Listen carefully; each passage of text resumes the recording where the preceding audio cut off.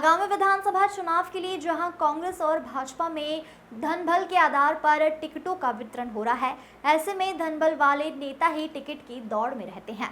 लेकिन इंदौर के विधानसभा क्षेत्र 4 से कांग्रेस एक ऐसे जमीनी और बुनियादी कार्यकर्ता ने अपने सशक्त दावेदारी की है, जिनकी कार्यकर्ताओं में अपनी मजबूत पकड़ है।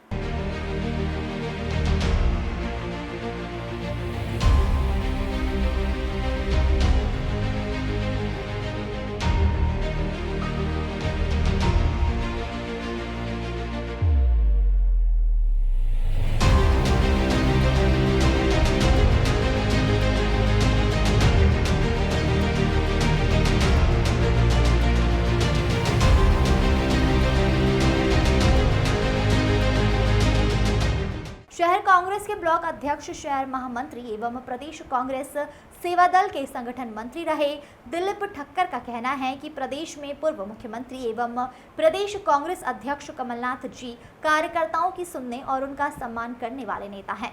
अगर वे मुझे योग्य मानकर टिकट देते हैं तो मैं कार्यकर्ताओं के बल पर इस सीट को निश्चित ही जीतकर एक इतिहास रचूंगा। कांग्रेस की दावेदारी करने और चुनाव वैतरणी पार करने की तैयारी में जुटे सामाजिक, धार्मिक एवं सक्रिय राजनीतिक कार्यकर्ता दिलीप ठक्कर से युग का इंसाफ के चीफ एडिटर प्रकाश महावर कोहली ने विभिन्न मुद्दों पर चर्चा की। प्रकाश महावर कोहली की रिपोर्ट। दोस्तों नमस्कार, मैं प्रकाश महावर कोहली, युग का इंसाफ न्यूज़ चैनल के लिए आज हम विधानसभा क्षेत्र क्रमांक 4 के एक जाबाज और ज़मीनी कार्यकर्ता दिलीप ठक्कर जी से बात करने जा रहे हैं। जैसा कि आप जानते हैं कि अभी विधानसभा के चुनाव आने वाले हैं, नवंबर में विधानसभा के चुनाव होना है।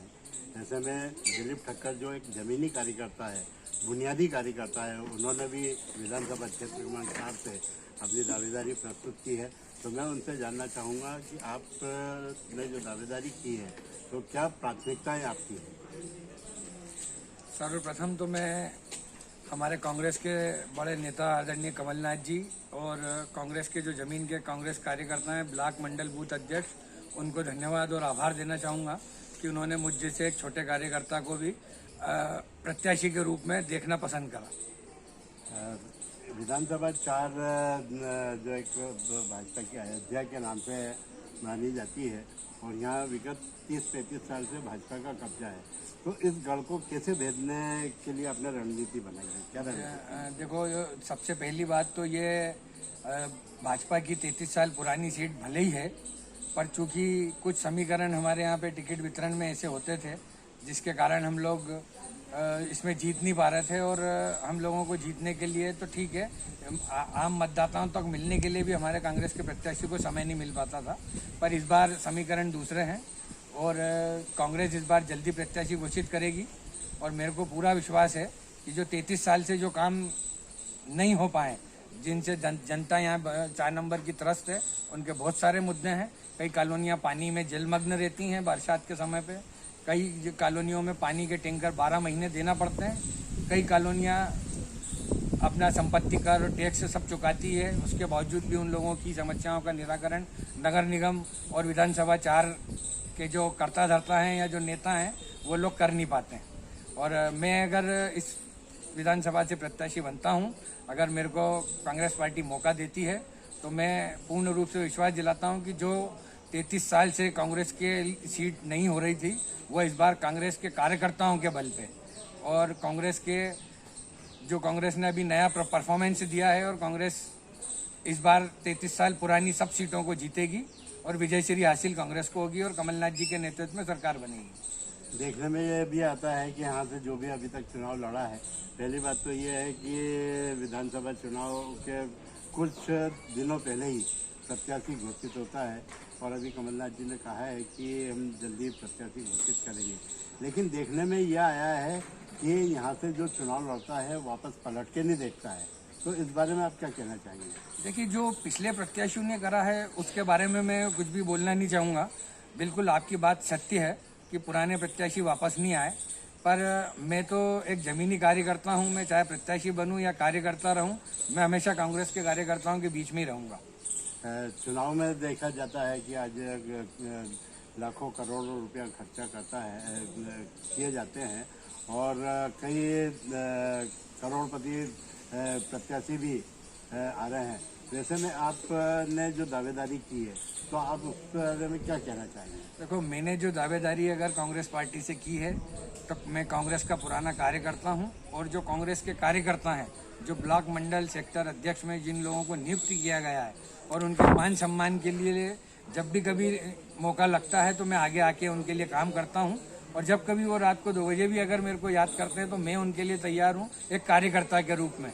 और मैं यही कहना चाहूँगा कि अगर करोड़ों रुपए खर्चा करके चुनाव जीते जाते तो धीरू भाई अंबानी उद्योगपति नहीं होते, प्राइम मिनिस्टर होते।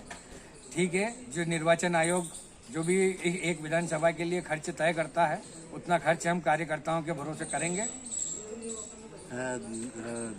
अभी कमलनाथ जी ने कहा कि हम सर्वे के आधार पे टिकट देंगे, तो जो सर्वे हो रहा है उसमें क्या आपका नाम भी सामने आ रहा है? देखो, सर्वे हमेशा गोपनीय तरीके से किया जाता है और सर्वे में मेरा नाम या किसी अन्य का नाम है कि नहीं है वो तो सिर्फ सर्वे टीम और आदरणीय कमलनाथ जी को पता है। हम लोग तो कार्य कर रहे हैं। हम सतत हमारे 13 वार्डों में कुछ न कुछ कार्यक्रम हमारे द्वारा आयोजित किए जा रहे हैं और इन्हीं कार्यक्रमों के माध्यम से सर्वे टीम अपने सर्वे को अंजाम देती है। कांग्रेस से अगर आपका टिकट फाइनल होता है और आप प्रत्याशी बनते हैं तो आप चुनाव में क्या मुद्दे लेकर के जाएंगे और कार्यकर्ताओं को कैसे मैनेज करेंगे आप? देखिए, अगर प्रत्याशी में बनता हूं तो सबसे पहले कार्यकर्ताओं की जीत होगी।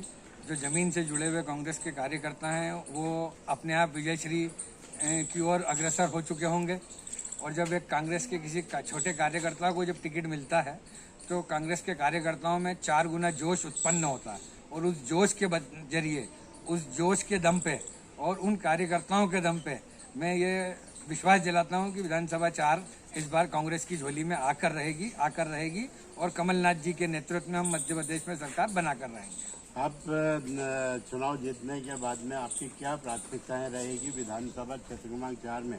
आप विकास कार्य विजय भाई, मैं ये जानना चाहूँगा कि आपने दावेदारी की है और लगातार आप विधानसभा क्षेत्र क्रमांक 4 में अपनी सक्रिय भूमिका अदा कर रहे हैं। अभी तक आपने विधानसभा क्षेत्र क्रमांक 4 में क्या क्या कार्यक्रम किए हैं और कितने वार्डों में आपने जनसंपर्क किया है? देखिए, जनसंपर्क तो मेरा जो है वो शुरू से जारी है। जनसंपर्क नेताओं करते हैं, मैं तो संवाद, निदान और उन कार्यकर्ताओं से मुलाकात, उनके घर पर मैं जाता हूं, उनसे उनके साथ में चाय पीता हूं और एक आम दोस्त की तरह उनसे मिलता हूं, ना कि प्रत्याशी के रूप में। और मेरे द्वारा पूरी विधानसभा के जो 13 वार्ड हैं उन 13 वार्डों में संवाद महाअभियान के तहत एक पूरी योजना के तहत सभी 13 वार्डों में जो मुख्य कांग्रेस के कार्यकर्ता हैं उनके साथ संवाद और निदान का कार्यक्रम महाअभियान चलाया जा रहा है। उसके अलावा मैंने अभी तक 3 वार्डों में नारी सम्मान योजना के, जो आदरणीय हमारे कमलनाथ जी की महत्वाकांक्षी योजना है, उसके फॉर्म भी मैंने भरवाए हैं, उसके लिए भी कैंप लगाए और उसके अलावा भी मैंने बहुत सारे कार्य मेरे द्वारा जारी हैं। उन कार्यों की रूपरेखा में मौखिक रूप से तो मैं बताना नहीं चाहता हूं, पर फिर भी मैं ये बताना चाहता हूं कि मैंने सतत मेरी जो कार्यशैली है कार्यकर्ताओं से मिलने की वो 13 वार्डों में सतत जारी है। दिलीप ठक्कर जी जो एक दबंग नेता भी माने जाते हैं और सक्रिय जमीनी कार्यकर्ता हैं और संगठन के प्रति समर्पित रहने वाले कार्यकर्ता हैं। मैं आपसे यह जानना चाहूँगा कि विगत 5 महीने से शहर कांग्रेस का अध्यक्ष पद जो है वो रिक्त था और अभी सुरजीत सिंह चड्ढा की उसमें नियुक्ति हुई है, तो वो संगठन को कितना चला पाएंगे और संगठन को कितना सक्रिय कर पाएंगे? देखिए, जो नियुक्ति जब कहते हैं सब्र का फल मीठा होता है, उसी तरीके से ये हमारे इंदौर शहर कांग्रेस के अध्यक्ष पद की नियुक्ति हुई है और निश्चित रूप से सुरजीत सिंह चड्ढा के अध्यक्ष बनने से ये फल मीठा हो गया है और हमारे सभी कार्यकर्ताओं में एक जोश आ गया है। क्योंकि सुरजीत सिंह चड्ढा एक चित परिचित नाम है जो पूर्व में भी कभी पार्षद रहे, कभी एल्डरमैन रहे और उनके पिताजी शहर कांग्रेस की कमान पहले बहुत अच्छे से संभाल चुके हैं।